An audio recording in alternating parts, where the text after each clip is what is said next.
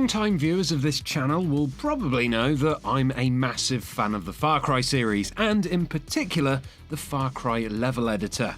Now, it took me a little while, but after a bit of digging and prodding, I think I've managed to pull together what I believe to be the most in-depth list available online at the moment of what you can expect from Far Cry 5's level editor.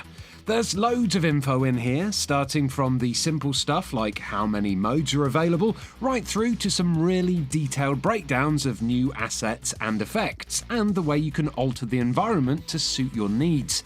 If you're interested in map making in any way whatsoever, you need to watch this video, because from what I've learnt, it looks like Far Cry 5's level editor is shaping up to be the tool of map makers' dreams.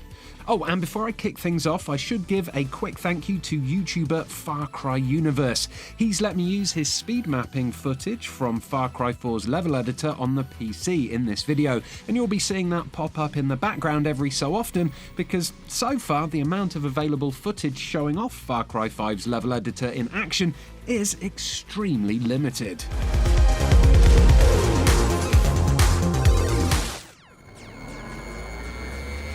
Let's start with the basics. You've probably heard about Far Cry Arcade by now. It's the new hub in Far Cry 5 for playing user-made solo, co-op and multiplayer missions that is separate to the main campaign. Far Cry Arcade can be accessed through the main menu or by interacting with a number of arcade machines dotted around the single-player game world, like this one that we found stashed away in Herc's garage.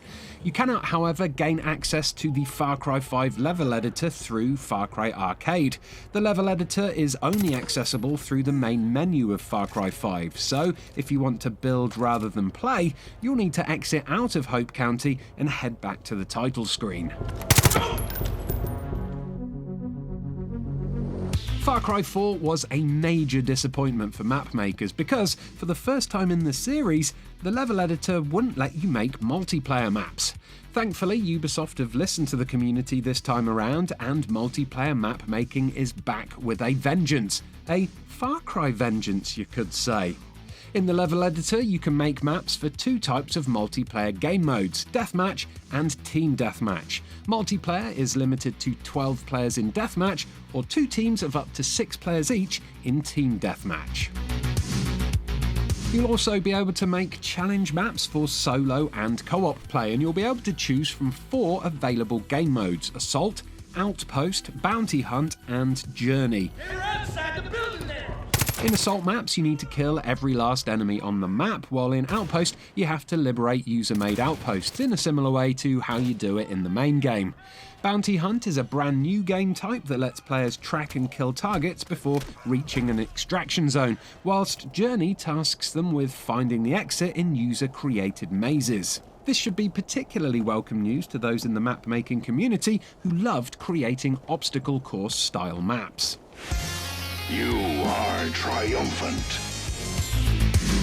Okay, now this is where things are going to start getting a little more detailed. First up, there are over 9,000 assets to pick from in the level editor. What, 9,000? And they're all available from day one. These include over 5,000 assets from Far Cry 5 alone, and they'll cover the full roster of weapons, vehicles, animals and enemies found in the main game. There'll also be 6 updates released after launch that'll add even more assets to the editor, all taken from the bonkers DLC chapters that are set in places like Vietnam, the zombie apocalypse, and even on the planet Mars. The rest of the assets come from other Ubisoft titles, namely Far Cry 4, Far Cry Primal, AC Black Flag, AC Unity, and Watch Dogs. The assets from these games include things like objects and structures, vegetation types, rocks, caves, and decals. You can also pick from different music themes, which is a very nice touch. Using these assets means there's a huge amount of potential for varied levels. For instance, you could set up a deathmatch in a pirate town using assets from Black Flag, or you could create a modern-day city using Watch Dogs assets. If you're feeling particularly adventurous, you could even mix and match assets and have something like a 10,000 BC environment from Far Cry Primal mixed with the 18th century Parisian buildings from Assassin's Creed Unity. The possibilities for imaginative map makers out there seem to be limitless.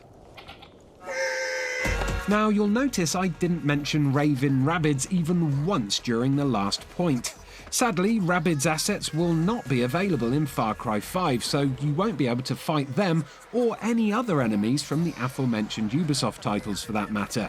You see, the NPCs in Far Cry 5's level editor are restricted to Far Cry 5 NPCs only, although you can change their appearance using many different outfits available in the main game.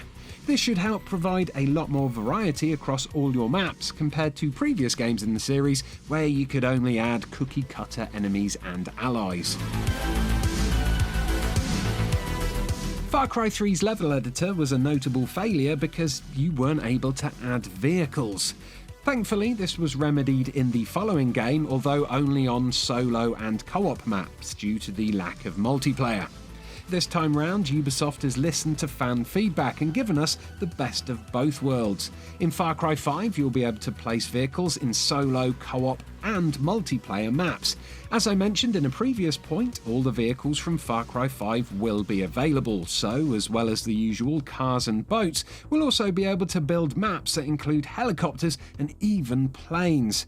Think of the possibilities for aerial obstacle courses or maps built solely around dogfighting in the skies. It's quite exciting, really. Size-wise, whilst I couldn't get an exact measurement, I have been told that the map size for Far Cry 5's level editor will be the same size as previous iterations of the map editor. Previous level editors have been a pretty decent size, to be fair, so they probably didn't need to make them any bigger. On the subject of sizes, let's talk a little bit about AI. I checked with Ubisoft and whilst they wouldn't go into specifics, I was told that there would once again be a limit placed on the amount of AI allowed on each map.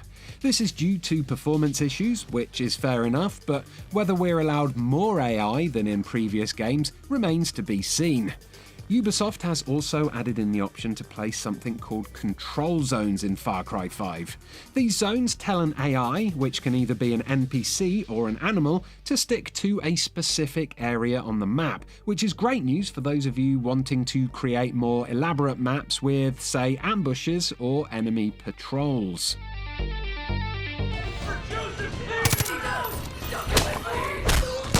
Alrighty, time to get even deeper into the new stuff. Let's start with the loadouts. In Far Cry 5's map editor, you can personalise the loadouts for players. This means you can pick their starting weapons, even down to the attachments for said weapons, and then the ammo types and throwables. This also extends to the gear like the wingsuit or the grappling hook. The most interesting thing here, though, is that you can also create asymmetrical loadouts for each team in Team Deathmatch. So, for example, maybe you could make a jungle map where one team spawns as snipers in treetop hides, whilst the other team spawn as ground forces with explosives and machine guns. Again, the possibilities seem endless. Oh, and you're not just confined to these starting loadouts either. You can also strategically place weapon pickups throughout your maps as well. So you could make secret weapon caches or place a powerful weapon in the centre of a map for players to fight over. Journey. Along with the standard building blocks like houses and structures come loads of new assets never seen before in a Far Cry level editor. These include things like Omni lights and spotlights that have multiple editable parameters like colour, intensity and flickering frequency, so you can make super spooky maps or perhaps even maps set in a funky disco. You can also add visual effects like electrical sparks, fire and smokes, and you can also place resizable water volumes wherever you like.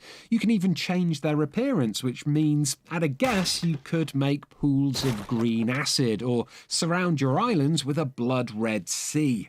Ubisoft has also given us the option to add generic shapes to the map, like cubes and rectangles, and then apply over 100 different textures to them, so you can really let your imagination run wild.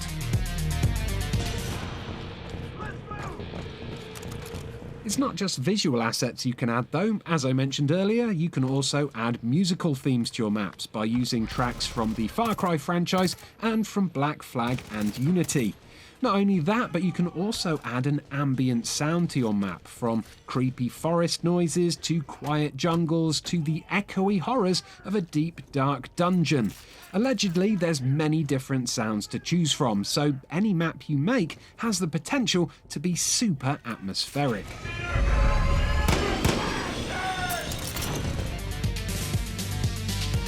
Back to environmental changes and things get even more impressive. As before, you'll be able to change the time of day and the type of weather from a bunch of presets, including sky color, types of clouds, and wind force. You'll also be able to change the position of the sun and the moon, change the global map luminosity, and even, using some kind of godlike powers, resize the moon itself. There's even more though. You can also add fog to maps now and change its height, opacity and colour, potentially allowing you to recreate this scene from Alien by using low translucent fog and a bunch of blood dragon eggs.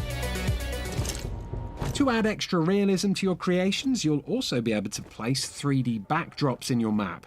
In previous map editors, your surroundings were limited to pretty much either water or rocks, but now you can make things like city levels that actually look like they're set inside actual cities rather than just perched on top of a tiny island. To make things even more cinematic, you'll also be able to apply a post-FX filter to your map.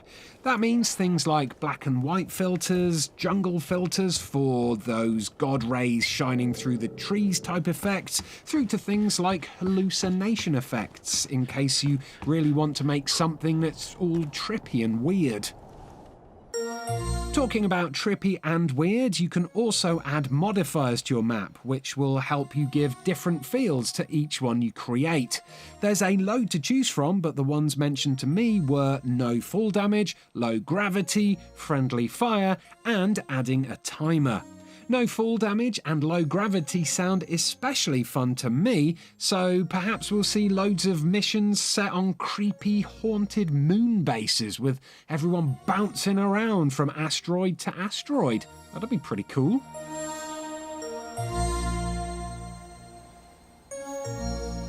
Along with all the new additions come a raft of improvements too. Overall upgrades to the editor include improvements to the terrain textures tiling, so it's easier to make things like cliffs. Zipline entry and exit points can now be customized freely. You can select the appearance of the ocean and the strength of its waves, so that's great for creating some Black Flag style ship-to-ship battles perhaps.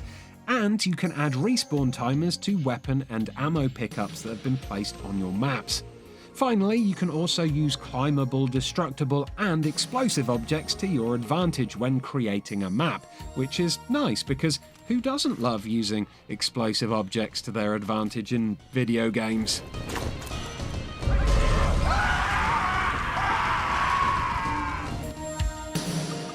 Okay, so that's just about everything I could find out about the level editor itself, but how about the lobbies? Multiplayer lobbies have been sadly missed in recent Far Cry games, but in Far Cry 5 they make a welcome return. Sort of. There are two multiplayer lobbies available, public and private, and they both behave slightly differently. In public lobbies, after each round, 3 players are randomly selected to pick a map. All players in the lobby then vote amongst those 3 maps, and the one that receives the most votes is the one everyone will play. When it's your turn to pick a map, you can choose either a featured map, a map you've favorited in the past, or you can choose one that you've published yourself, so you can showcase your very own map-making skills. When selecting maps in private lobbies, the same process is followed, but here, only people who know the lobby password will be able to join. Private lobbies can be used in conjunction with parties to easily create multiplayer matches between friends, so you can only play the maps you want. So it's not a complete return to the classic multiplayer lobbies of Far Cry 2, but it's damn close and it sounds like it should work out pretty well.